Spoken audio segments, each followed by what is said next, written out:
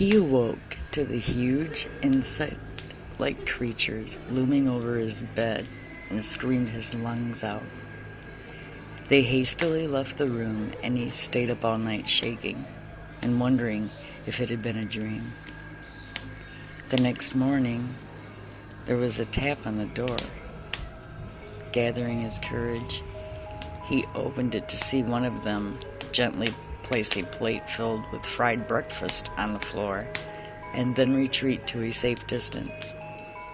Bewildered, he accepted the gift. The creatures chittered excitedly. This happened every day for weeks.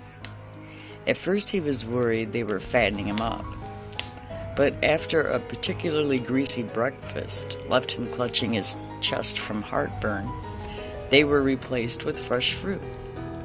As well as cooking, they poured hot steamy baths for him and even tucked him in when he went to bed. It was bizarre. One night, he awoke to gunshots and screaming. He raced downstairs to find a decapitated burglar being devoured by the insects. He was sickened, but disposed of the remains as best he could. He knew they had just been protecting him. One morning, the creatures wouldn't let him leave his room. He lay down, confused, but trusting as they ushered him back into bed. Whatever their motives, they weren't going to hurt him.